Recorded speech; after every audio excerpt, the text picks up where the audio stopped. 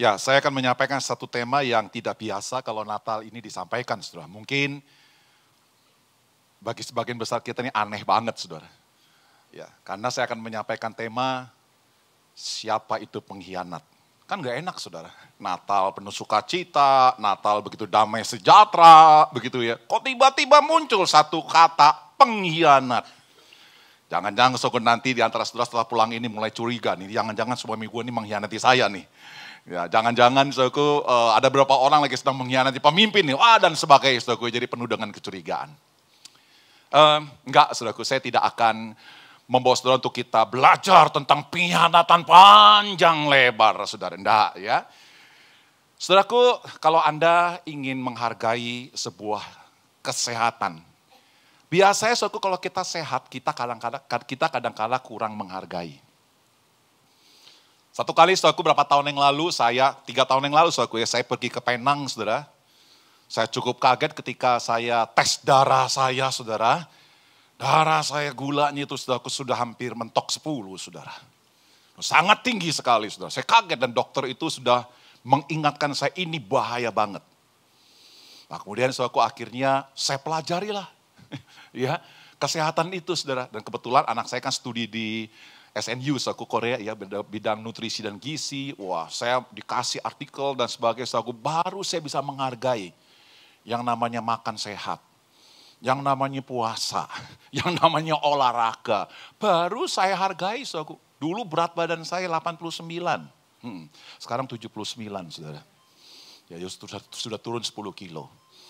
Ya, terus kemudian kita tes ulang lagi, saudaraku, sudah normal darah saya, saudaraku. Jadi nggak perlu pakai obat. Ya, karena saya kerja keras aku. Kenapa saudaraku? Karena saya termotivasi untuk mempelajari apa itu kesehatan. Nah, saudaraku, Anda ingin menghargai damai sejahtera di dalam kisah Natal? Anda ingin mengalami sukacita dalam kisah Natal? Kita biasa mendengar tema itu biasa-biasa, saudara. Tapi saya ingin katakan, saudara, kalau saudara mempelajari tentang siapa yang menjadi pengkhianat, saudara akan menghargai yang namanya sukacita Natal itu.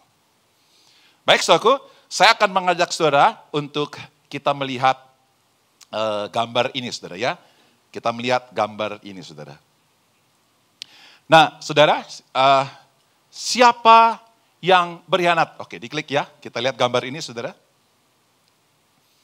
Oke, saudaraku, apa kesamaan antara palungan dengan salib saudara?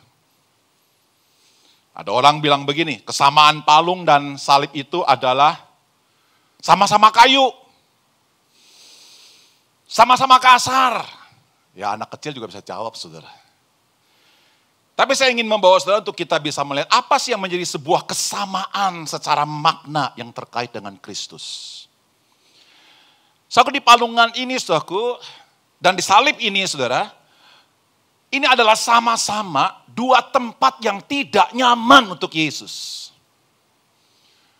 Yesus lahir di tempat palungan, tempat makanan binatang, saudaraku. Apakah itu adalah sebuah tempat yang nyaman, saudara? Coba Anda bayangkan kalau anakmu yang lahir di situ, saudara. Dan Yesus disalib pun dihukum, saudaraku, di sebuah tempat yang dengan cara yang paling tidak nyaman. Bukan dipenggal, saudaraku, bukan dibunuh langsung. Tapi mati pelan-pelan di situ dan dengan cara terhina. Saudaraku, di palungan dan di salib, saudaraku, ini merupakan sebuah tempat penolakan yang amat menyakitkan. Yesus Sang Putra Allah, firman yang berinkarnasi menjadi manusia, harus ditolak di mana-mana dan kemudian lahir di palungan. Dan Anda tahu bahwa kayu salib itu adalah merupakan tempat yang sama, saudaraku. Bahwa Yesus di salib itu, dia ditolak di surga dan di bumi. Makanya dia bergantung di atas kayu salib, saudara. Dia tidak diterima oleh manusia dan dia tidak diterima oleh Sang Bapa yang Maha Kudus. Saat Yesus harus menanggung semua dosa kita. Saudaraku, antara palungan dan kayu salib, saudaraku, adalah merupakan tempat yang tidak ada kekuatan untuk mengontrol. Di situ tempat yang paling di mana seseorang itu tidak berdaya. Yesus sang bayi kecil itu, saudara, dia tidak berdaya untuk bisa membela dirinya sendiri. Dan Yesus di atas kayu salib, saudaraku, Yesus dengan tangan yang terpaku, dengan kaki yang terpaku, dia tidak berdaya untuk bisa membela keberadaannya sendiri. Di atas kayu salib, saudaraku, dan di palungan itu, saya ingin beritahu pada saudara, itu adalah merupakan sebuah posisi yang paling rendah. Kenapa palungan itu merupakan sebuah posisi yang paling rendah secara tradisi orang Yahudi, saudara? Palungan itu terkait dengan gembala. Palungan itu terkait dengan bau binatang, saudara. Dan di dalam tradisi Yudaism, saudaraku, yang namanya bau binatang itu atau gembala, saudara, itu adalah merupakan sebuah pekerjaan yang sangat rendah. Sebuah pekerjaan yang tidak bisa diterima di kalangan orang-orang Yahudi. Dan di atas kayu salib, saudaraku, juga adalah merupakan tempat yang paling rendah antara palungan dan kayu salib. Tapi saya ingin mengajak saudara untuk kita melihat lebih lanjut, saudaraku. Selain 4 makna ini, ada satu hal lagi yang saya ingin beritahu kepada saudara. Di palungan dan di kayu salib, saudaraku, ada orang yang menjadi pengkhianat. Kalau Anda mendengarkan peristiwa kayu salib, saudaraku, siapa sih yang menjadi pengkhianat sampai Yesus mati di kayu salib? Pasti di otak Anda berkata, Yudas. Tapi tahukah saudaraku bahwa di palungan, di tempat yang rendah juga itu, saudaraku, juga ada pengkhianat. Orang itu bernama Herodes. Saudaraku, Herodes itu bukan orang Yahudi asli, saudaraku. Dia orang Moab. Dia adalah bonekanya kaisar waktu itu. Tetapi saudaraku, saya sebut sebagai pengkhianat oleh karena Herodes ini, saudaraku, adalah seorang yang akhirnya disebut sebagai murtadinnya. Dia menjadi orang yang percaya dan mengakui Yudaisme. Dan dia adalah seseorang yang kemudian membangun bait Allah. Setelah bait Allah itu dihancurkan oleh kekaisaran Romawi, itu bait Allah yang kedua. Dia kemudian membangunnya kembali lebih besar. Oh, hebat bukan, saudara? Dan dia sudah pasti mengenal yang namanya ajaran-ajaran di dalam Yudaisme. Siapa itu Yahweh? Dan Herodes mengkhianati kepercayaannya. Saudara, saya akan mengajak saudara untuk kita membaca kitab suci. Dari Injil Matius pasal 2 ayat 1 sampai 12 dan ayatnya yang ke-16. Sesudah Yesus dilahirkan di Bethlehem di tanah Yudea pada zaman Raja Herodes, datanglah orang-orang Majus dari timur ke Yerusalem dan bertanya-tanya, di manakah dia, raja orang Yahudi yang baru dilahirkan itu? Kami telah melihat bintangnya di timur dan kami datang untuk menyembah dia. Ketika Raja Herodes mendengar hal itu, terkejutlah ia berserta seluruh Yerusalem.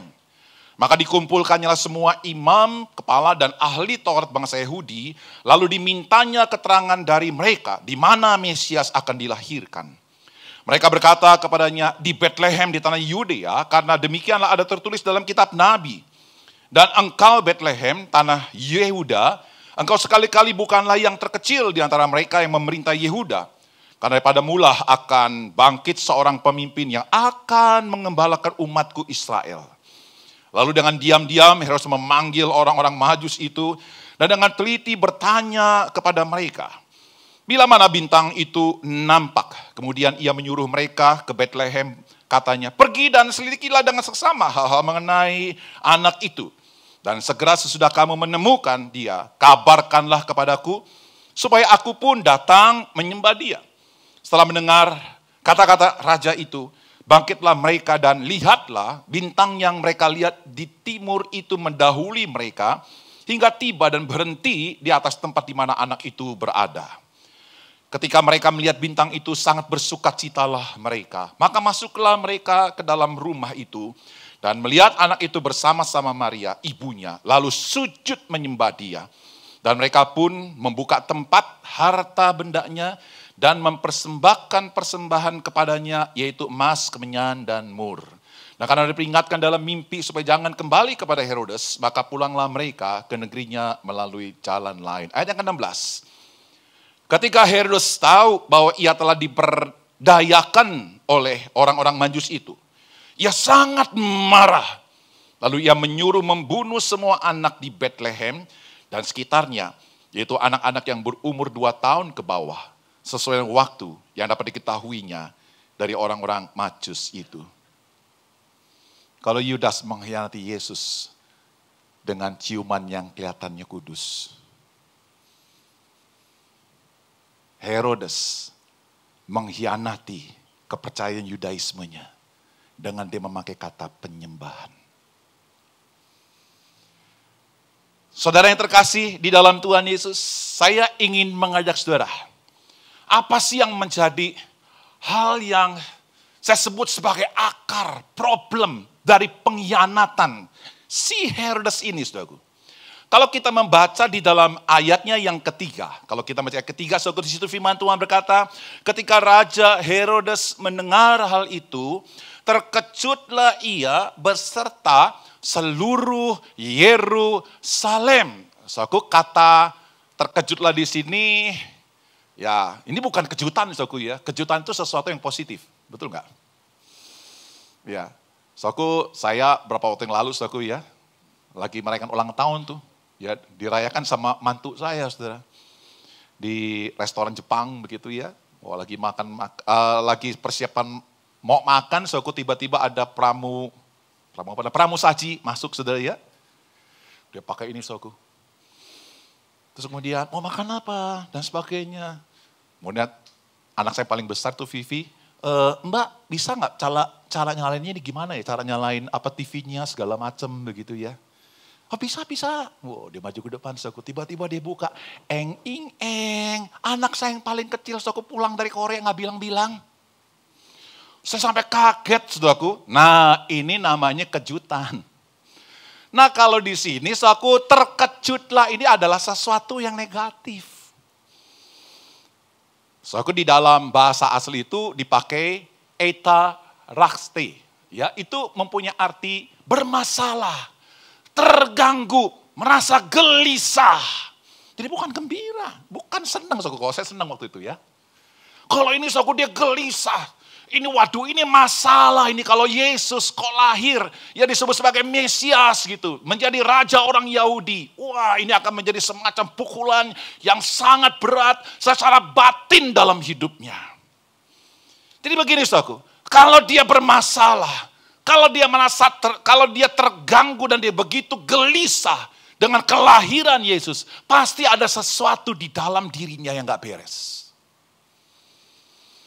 Saya khawatir, saudaraku, jangan-jangan hal yang tidak beres ini juga ada di dalam diri kita. Saudaraku, apa yang tidak beres di dalam diri Herodes? Herodes itu punya berhala yang disebut dengan berhala Herodes. Saudaraku, memang dalam kitab suci nggak dijelaskan, nggak digambar, nggak dikatakan bahwa wah Herodes itu membuat sebuah patung lalu kemudian menyembah-nyembah begitu ya. Ya tidak dikatakan bahwa Herodes itu pergi ke sebuah tempat tertentu lalu kemudian dia menyembah bintang dan sebagainya. Oh enggak ada, saudaraku. Kelihatannya dia mungkin ada seorang Yudaism tulen, saudaraku ya. Herodes punya berhala yang enggak kelihatan, saudara. Saya ingin beritahu bahwa saudara, berhala yang tidak kelihatan ini jauh lebih berbahaya daripada yang kelihatan. Sebuah berhala yang ditutupi oleh tulang tengkorak kita, yang ada di otak kita, saudara. Sebuah berhala yang ditutupi oleh tulang rusuk yang ada di lever, itu hati, saudara. Sebuah berhala yang ingin menikmati yang lain lebih daripada menikmati Tuhan. Saya ulangi lagi, saudara. Sebuah berhala yang ingin lebih menikmati yang lain daripada Tuhan. Jadi kalau Anda menikmati sesuatu yang lain lebih daripada Tuhan, itulah berhala Anda.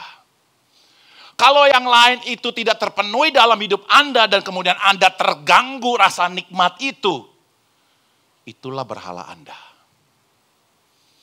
Kalau Anda merasa bahwa ya kalau Tuhan itu biasa-biasa saja. Tapi kalau saya nggak punya mobil yang mewah yang saya pakai, wah saudara, saya ingin beritahu pada saudara, jangan-jangan itu berhala Anda. Ada sebuah kenikmatan hidup yang melampaui Anda menikmati Tuhan. Saya berdoa saudara jadilah orang Kristen yang selalu menikmati hadirat Tuhan. Katakan sama-sama, menikmati hadirat Tuhan. 1, 2, 3, apa saudara? Menikmati hadirat Tuhan. Saudara, ada seorang yang bernama Timothy Keller. Ya, dia menyebutkan saudara ada 4 berhala yang terkait dengan kenikmatan ini, saudara.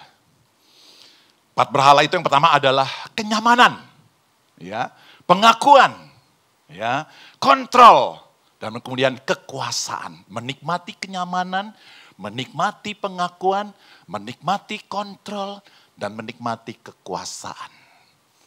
Saudaraku, saya langsung saja to the point. Apa sih yang menjadi berhala yang paling mengerikan dari seorang pengkhianat itu yang bernama Herodes? Yaitu kekuasaan. Bukan berarti kenyamanan tidak ada. Ada, saudara. Ya, bukan berarti pengakuan tidak ada. Ada. Ini kalau saya bahas panjang lebar 4 ini, saya bisa 4 hari, saudara. Saya akan mengajak untuk kita coba melihat bagan yang dibuat oleh Timothy Keller. Ini bagus sekali, saudara, ya. Bagan yang dibuat oleh, bagan berhala yang dibuat dari Timothy Keller, saudara. Nah, saudara, saya langsung masuk yang keempat, yaitu kekuasaan, kuasa. Saudaraku, pada tahap confidence itu oke aja. Wah, saya yakin. Saya bisa karena saya punya kekuasaan. It's okay, saudara. Kemudian burden, responsibility. Ya, seorang yang punya kekuasaan, dia harus bertanggung jawab. Dia harus punya beban untuk bagaimana membangun sesuatu lebih baik. Tapi problemnya, saudaraku, seseorang yang menikmati kekuasaan itu sebagai segala-galanya, ini akan menjadi sebuah persoalan yang sangat mengerikan, menjadi sebuah mimpi malam yang sangat menakutkan, saudara, yaitu humiliation, yaitu perendahan, nggak dianggap. Ini hal yang paling menakutkan, saudaraku, dari orang yang menikmati kekuasaan. Apalagi, saudaraku, menjadi orang yang sangat marah. Apalagi, saudaraku, dia akan menggunakan siapapun demi pelanggengan sebuah posisi. Dia akan memanipulasi dan dia akan mengambil alih segala sesuatu. Itulah Herodes. Saudaraku, saya kadang-kala memakai bagan ini, saudaraku, untuk saya membaca semua kitab suci yang terkait dengan tokoh-tokoh. Dari situ saya tahu, ini berhalanya apa nih. Kadang-kadang saya memakai bagan ini juga mengevaluasi diri saya. Menurut Anda, menurut saudara, saya ada berhalanya nggak, saudara? Ada nggak berhalanya? Saya ini punya berhala, ada nggak? Hah? Yang ngangguk-ngangguk nih bener nih. Kasihanilah saya dong. Ya, saya jujur, saudaraku, ya. Saya ketika membaca bagan ini, saya bilang, Tuhan, ya Roh Kudus, berikan saya hati yang peka. Ini berhala mana nih? Kenikmatan mana yang lagi sedang saya nikmati, saudara?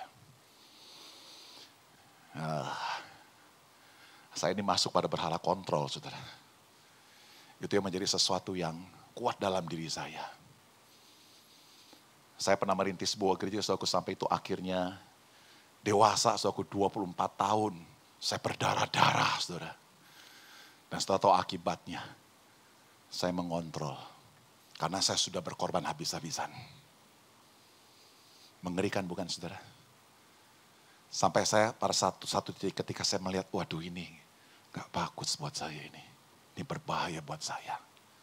Karena saya lebih menikmati pekerjaan Tuhan daripada Tuhan itu sendiri. Dan saya ambil keputusan. Saya serahkan kepemimpinan saya kepada wakil saya. Dan saya turun ke bawah. Saat itu saya lagi sedang membunuh diri saya. Membunuh berhala saya yang coba ingin mengontrol. Saudara, Herodes ini, saudara, aku punya berhala. kuasa, kekuasaan. Oh, luar biasa, saudara. Ya, oke, saya bahas singkat saja tentang Herodes ini nih. Tapi saya akan mengajak saudara ke hal yang lebih lanjut. Setelah Anda lihat, waduh ini benar juga bahaya ya. Nah itulah sebabnya saya akan mengajak saudara untuk kita melihat sesuatu yang saudara harus hidupi. Kita belajar saudaraku dari dua pribadi, dua tokoh, Yesus dan para Majus. Bagaimana dengan hati Yesus dan bagaimana dengan hati para Majus? Hati yang kudus dari putra kudus dan dari Majus itu. Ada 4 hati Kristus dan Majus tuh, yang terkait dengan bagian tadi. Yang pertama terkait dengan Yesus. Aku ketika Yesus lahir di palungan, dan kemudian mati di kayu salib, itu dua hal yang sama, saudara. Yesus mengalami ketidaknyamanan. Yuk sama-sama kita katakan. 1, 2, 3. Yesus mengalami ketidaknyamanan. Yesus sendiri mengakui di dalam Matius 8 ayat 20. Yesus berkata kepadanya, segala mempunyai liang dan burung mempunyai sarang, tetapi anak manusia tidak mempunyai tempat untuk meletakkan kepalanya. Artinya apa, saudara? Ketika Yesus berinkarnasi, dia adalah Sang Allah, Sang Firman yang berinkarnasi menjadi manusia di sebuah tempat yang penuh dengan segala kemuliaan, yang menjadi tempat yang serba kecukupan, yang tidak ada air mata, yang tidak ada penderitaan. Yesus berinkarnasi menjadi manusia, masuk di sebuah area yang gelap, masuk di sebuah tempat yang tidak nyaman. Saku tadi kalau kita lihat bagan tadi, salah satu bahaya dari kenyamanan itu adalah bosan. Siapa di sini yang sudah mulai bosan dengan istrimu? Ya, udah mulai bosan sama istri. Bosan sama ngomongannya. Hati-hati saudara. Jangan-jangan secara tidak sadar Anda lagi sedang dikuasai oleh berhala kenyamanan. Lalu dari situ Anda sudah mulai milik orang lain. Wah ini baru istri muda. Bukan istri waktu muda saya nikahi. Ini istri muda saudara. Wah ini yang baru. Kalau Anda punya berhala kenyamanan di dalam konteks berjemaat, percaya. Setelah nanti akan bosen. Akan ada sebuah titik di mana yang namanya perasaan kita itu, saudaraku, ada sebuah titik yang yang paling mentok, saudaraku, dan ya cuman gini aja setelah gue 1 tahun di gereja sini. Gue cari gereja yang lain deh, yang lebih bisa membuat saya nyaman gitu loh. Nyaman dari alat musiknya, nyaman dari penyambutannya, nyaman dari ruangannya. Nyaman karena keramahannya. Makanya Anda akan menjadi jemaat Simon. Tahu Simon? Simon Darmandir. Nah itu dia. Ya. Menjadi jemaat Petrus. Apa Petrus aku? Pelarian terus. Kenapa? Karena Anda merasa gak nyaman.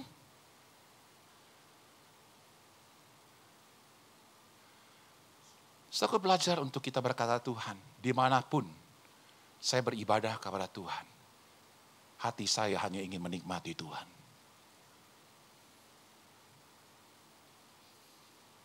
Saya 1 kali, saudaraku, 2 kali, 3 kali, lebih dah saudaraku ya. Lagi pelayanan ke China, saudara. Saya tiba-tiba pergi ke sebuah tempat itu di Chongqing ya. Jadi utara itu sedikit ke barat ya. Saya kalau di selatan itu, kalau di Guangzhou, begitu ya. Dan di berbagai tempat, saya bisa ada di sebuah apartemen, ya tempat yang besar, saya bisa melayani. Itu namanya gereja swasta, saudara. Ya bukan gereja bawah tanah. Ya, saya bisa melayani di tempat yang nyaman sekali. Tapi 1 kali saya dibawa ke sana, saudara. Dan saya dipersilakan untuk mengajar. Saya tanya di mana mengajarnya? Bukan di ruangan sini Pak. Yuk naik ke Bubungan, saudara. Jadi antara antara genteng sama internet di tengah situ. Yang ada cuma 9 orang. Dalam hati, ya kok 9 orang begitu. Saya udah mulai gak nyaman, apalagi cuacanya panas banget, saudara. Dan gak ada alat musik. Aduh kesel banget, saudara. Ya rupanya saya masih ada loh, berhala kenyamanan ini, saudara, pelayanan. Kalau di daerah-daerah kayak Shanghai gitu segala macam, kalau saya datang semua pelayanan di gereja pemerintah, wing, polisi aku nganterin saya. Entah kenapa saya kalau di daerah situ, saya malah dikejar-kejar polisi, saya juga bingung loh. Rupanya kalau di Cina itu, polisi itu nggak dibawa Kapolri, Pak. Itu dibawa gubernur, tergantung gubernurnya. Kalau gubernurnya itu vaksinnya Beijing, wah kesana dikejar-kejar, saudara. Kalau vaksin Shanghai, itu paling aman. Itu paling aman, saudara. Jadi kurang lebih geopolitiknya kalau di Cina begitu. Walaupun satu partai, tapi ada 2 faksi, saudara. Faksi Beijing dan faksi Shanghai. Jadi saudara, apakah Anda merasa tidak nyaman? Dan mulai boring begitu, mulai bosan dengan gereja ini. Hati-hati, saudara. Mari kita selalu harus berkata menikmati hadirat Tuhan. Di tempat yang sangat bagus ini, musik yang sangat lengkap, saya bisa menikmati hadirat Tuhan. Tapi ketika engkau ada di rumah, tempat yang sederhana, kau nyanyi pakai gitar, treng. Haleluya. Haleluya. Itu sama seperti kau menikmati dengan sebuah nyanyian yang diiringi oleh alat musik yang lengkap. Kau menikmati hadirat Tuhan.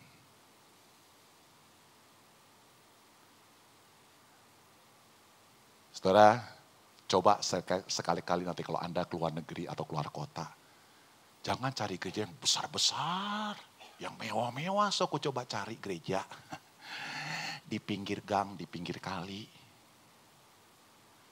Saya sekarang mengembalakan sebuah gereja di pinggir kali, saudara, Kali Ciliwung. Saya bisa menikmati sebuah pelayanan di gereja Betan yang sangat besar. Tapi saya juga bisa menikmati sebuah gereja yang kecil di pinggir kali, saudara. Saya dilatih sama Tuhan untuk menikmati hal itu. Ya, ini yang pertama, saudara. Yang kedua, orang Majus, sorry. Orang Majus bagaimana suku Majus ya, saya lupa nih dengan Majus. Majus itu suku ketika mereka harus datang untuk menjumpai Yesus itu gak nyaman, suku. Itu kan dari timur ya. Ya Irak, ya Iran, ya. Ya kurang lebih sekitar 1.500 kilometer. Naik onta, saudara. Gak ada pesawat terbang waktu itu. Pasti itu gak nyaman di dalam perjalanan suku panjang itu, saudara. Tapi mereka mau melakukan itu demi Yesus. Halo? Kita lihat yang kedua, saudara ya. Yang kedua. Mengalami penolakan umatnya.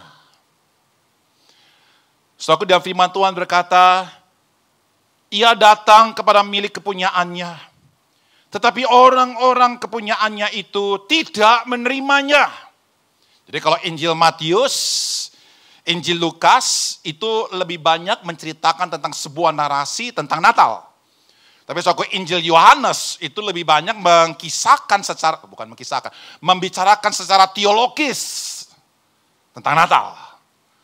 Jadi soal di dalam teologinya Injil Yohanes, saudaraku, dikatakan bahwa umatnya itu menolak dia. Saudara, kalau ditolak oleh orang lain gak apa-apa. Saudara, ini umatnya, miliknya sendiri. Coba saudara bayangkan kalau mamanya sendiri ditolak sama anak-anaknya.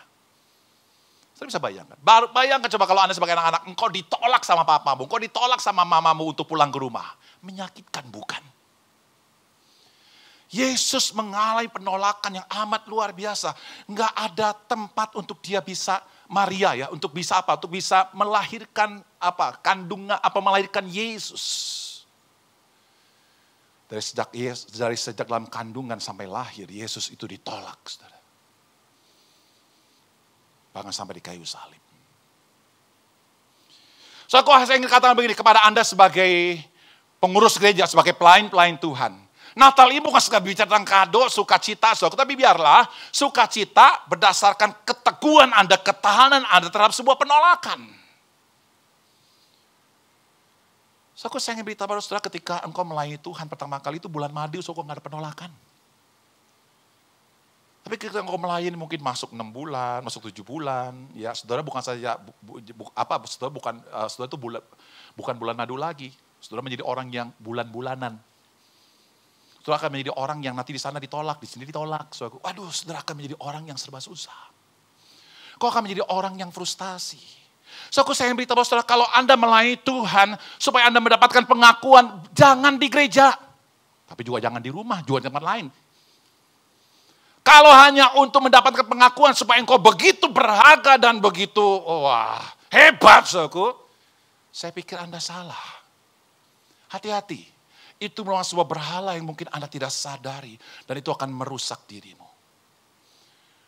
Orang-orang, saudaraku, yang hidupnya dikuasai oleh berhala, penerimaan, saudaraku, dia akan mudah tertolak, dia akan mudah terluka dan dia akan mudah tersakiti, saudara. Jangankan diem, saudara. Jangankan di ngomongin. Kita didiemin aja, aku. Kok gue didiemin sih? Masih gue didiemin? Ayo dong. Apalagi nanti kalau lihat Instagram ya, IG gitu ya. Wih, wow. Gue punya pengikut 2 juta. Wih, siapa gue? Tiba-tiba merosot. Lah, kok jadi 10 orang? Waduh, sedih, saudara. Aku putus asa. Hati-hati, saudara. Anda lagi sedang dikuasai oleh berhala penerimaan. Yesus ditolak. Bagaimana dengan Majus, saudaraku? Saudaraku, Majus ini, saudaraku, ada seseorang yang sangat luar biasa. Mereka tidak perlu mendapatkan pengakuan dari Yesus. Tapi mereka adalah orang-orang yang memberikan pengakuan kepada Yesus. Saya ulangi lagi, mereka adalah orang-orang yang memberikan pengakuan kepada Yesus. Dengan memberikan pemberian yang sangat berharga. Saya ingin katakan kepada saudara, satu hal yang paling penting dalam hidup kita adalah kita selalu memberikan pengakuan kepada Yesus. Dia adalah Tuhan dan Raja hidup kita. Di gereja-gereja Protestan, seringkali kita membacakan pengakuan iman rasuli. Kalau kita nggak mengajarkan jemaat tentang sebuah makna, itu hanya menjadi sesuatu yang biasa, saudara. Tapi kenapa itu diucapkan? Kita kasih tahu artinya. Itu merupakan sebuah bentuk pengakuan kita kepada Allah Trinitas yang berkuasa, berdaulat, yang menjadi iman Kristen. Yang teguh, yang kita mesti pegang sepanjang abad dan di segala tempat.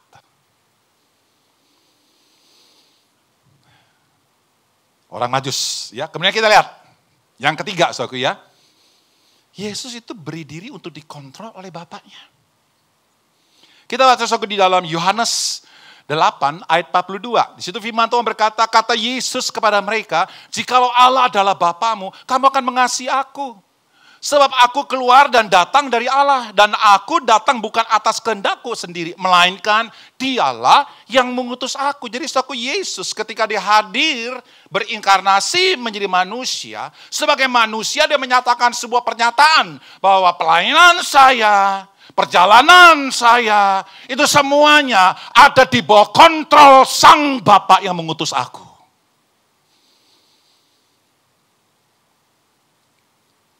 Saudara, Yesus nggak bisa mengontrol, aku tak kalah mesti lahir di mana. Yesus tidak bisa mengontrol bagaimana dia harus mati, saudara. Dia menjalani hidup sebagai sebuah ketaatan kepada Sang Bapa. Sebuah pergumulan sangat berat dari Yesus adalah ketika Yesus sebelum disalib di Taman Getsemani, saudara. Yesus berdoa. Dengan pergumulan sangat luar biasa. Bahkan soal kita mengatakan dia itu sampai berpeluh. Dan peluhnya itu mengandung darah, saudara. Dan dia berkata, ya Bapak kalau bisa, cawan ini lalu daripadaku. Tapi gak titik, saudara, ada koma. Ini komanya sebuah kemenangan. Biarlah kehendakmu yang terjadi, bukan aku. Itulah Yesus. Dia mau dikontrol sepenuhnya oleh kehendak Bapa di dalam hidupnya. Saudara, jangan ambil alih segala sesuatu yang di luar kekuatanmu. Serahkanlah itu kepada Tuhan. Saudara tahu salah satu dosa yang paling mengerikan dari Yudas itu apa? Mungkin Anda bilang berkhianat ya, tapi akarnya apa? Dia ingin mengontrol. Akarnya bukan cinta uang, so. Tapi dia ingin mengontrol. Kalau dia cinta uang, so, dia gak bunuh diri. Dia dapat 30 keping perak kok. Tapi dia buang, so. Dia menyesal karena dia ingin mengambil alih kerajaan Allah itu dengan cepat, dengan cara seperti ambil jalan pintas. Nanti biar Yesus tunjukkan siapa Yesus. Tapi Yesus akhirnya aku gak menunjukkan kekuatannya, kekuasaannya, mujizatnya. Bahkan tak kalah Petrus cabut pedang. Yesus sarungkan kembali pedang itu. Lemes Yudas, saudara. Dia berusaha untuk mengambil alih. Mengontrol segala sesuatu. Saudaraku, kita gak bisa mengontrol masa depan kita, saudara. Tapi hari ini saya ingin katakan, Bapakmu yang di surga mampu mengontrol hidupmu. Tugasmu hari ini adalah serahkan kekhawatiranmu, ketakutanmu, problemmu pada Tuhan yang berdaulat, yang mengontrol hidupmu. Dari sejak kau lahir sampai kau mati. Yang mengontrol alam semesta ini, serahkan kepada Dia. Bilang sama kiri kanan, jangan coba-coba mengontrol kehidupan yang di luar kemampuanmu. Hai bilang sama kiri kanan.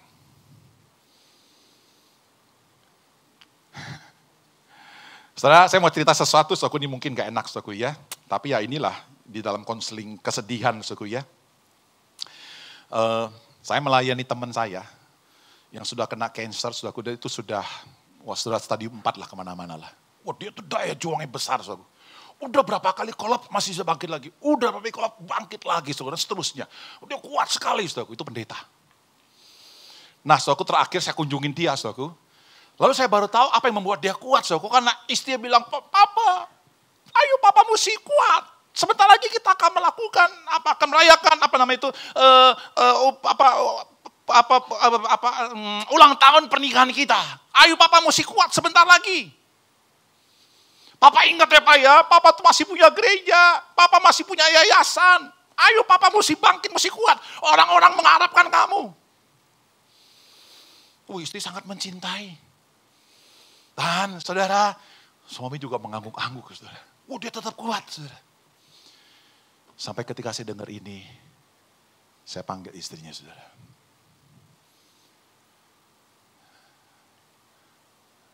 Saya bersyukur loh melihat kamu ini sebagai istri yang betul-betul mencintai suamimu. Yang memberikan kekuatan untuk berjuang di tengah sakit kankermu. Di tengah sakit kanker suamimu. Cuma saya pengen tanya, kok mau begini terus? Lalu saya ngomong begini, sorry ya semua, saya mungkin ngomong gak enak tapi saya mesti ngomong. Kamu itu egois.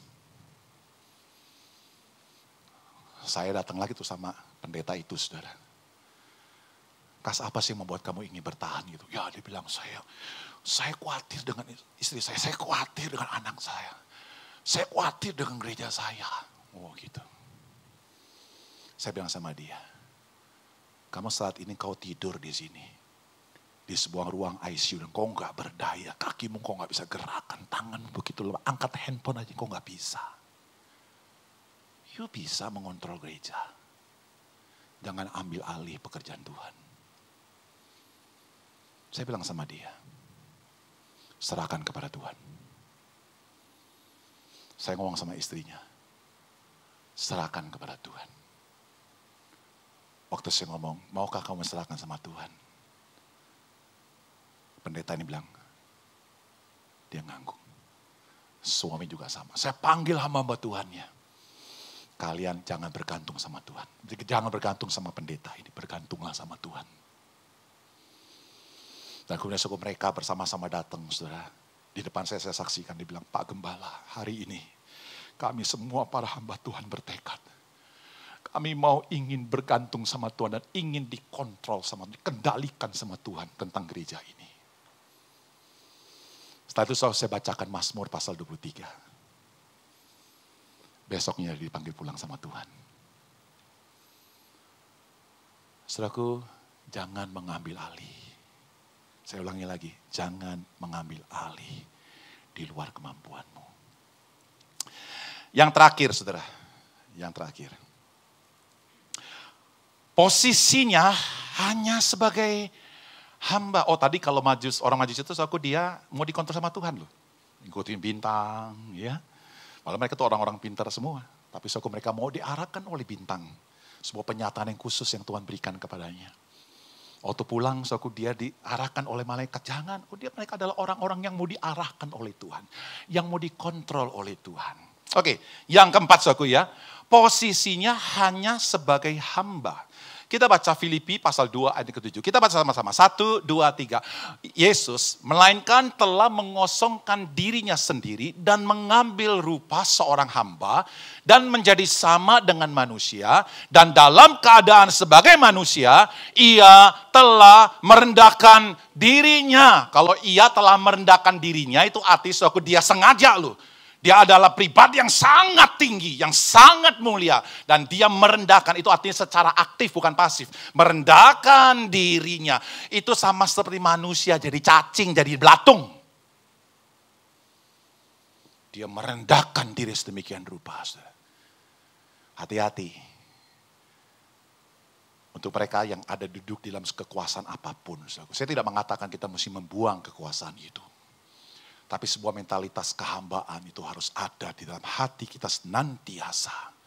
Kekuasaan itu harus dikontrol oleh kehambaan kita di hadapan Tuhan. Kalau tidak itu akan menjadi bahaya besar, saudara. Orang-orang Majus, bagaimana? Mereka adalah orang-orang yang memiliki mental kehambaan. Mereka adalah bangsawan, mereka adalah para filosof, mereka adalah orang-orang yang menguasai ilmu perbintangan, saudaraku. Tetapi perhatikan baik-baik, Alkitab mengatakan mereka menyembah. Itu dipakai kata proskuneo, dari dua kata pros itu towards dan kuon itu anjing. Orang yang menyembah itu adalah jantungnya itu anjing, saudara. Kalau Anda punya anjing, Anda pasti ngerti. Coba Anda bandingkan anjing sama kucing, apa bedanya? Ada sebuah buku yang berjudul Teologi Dog and Cat. Nah kalau cat itu anjing, itu setia sama tempat. Itu cat, saudara. Kalau anjing itu setia sama orang. Kalau cat, yang penting gua tempatnya di sini. Tuannya kagak ada, gua nggak jadi masalah. Tapi kalau anjing, gua nggak bisa. Walaupun tempatnya serba berkelebihan, kalau tuannya nggak ada, dia stres. Anjing itu walaupun tempatnya sederhana, tapi kalau ada tuannya dia senang, saudara. Itulah anjing. Rendah, saudara. Anjing itu rendah loh. Dalam tradisi orang Yahudi. Mereka itu menyembah, saudara.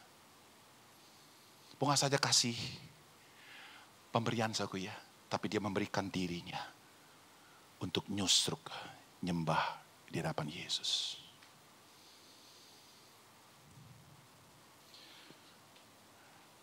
Saudara, mari bersama-sama kita menikmati kehambaan kita di hadapan Tuhan. Sama-sama kita katakan, mari kita menikmati kehambaan diri di hadapan siapa? Tuhan. Apapun jabatanmu, apapun posisimu, ingat baik-baik. Kita ini hanya hamba yang dipercaya. Amin. Saya ingin tutup khotbah saya, saudaraku, dengan lensa Injil. Silakan diklik. Yuk, kita baca sama-sama, saudaraku ya. 1, 2, 3. Jika Herodes mempertahankan posisi raja dengan senjata dan membunuh banyak manusia, tidak dengan Yesus. Sebaliknya, Yesus mengambil posisi hamba dan menggunakan palungan dan salib untuk menyelamatkan banyak orang. Beri tepuk tangan buat Yesus, saudara. Mari kita berdoa.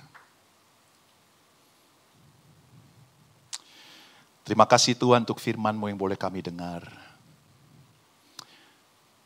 Tuhan, kami bersyukur kalau kami memiliki pribadi yang setia, yaitu Yesus Sang Juru Selamat kami. Kau menegakkan kerajaan-Mu bukan dengan pedang, bukan dengan senjata. Engkau menegakkan kerajaan-Mu dengan kehambaan. Di palungan dan dengan salib. Kau membangun kerajaan-Mu dan tersebar luas kemana-mana. Dengan kasih dan anugerah. Tuhan berkati hati kami. Agar hati kami adalah hatinya Yesus.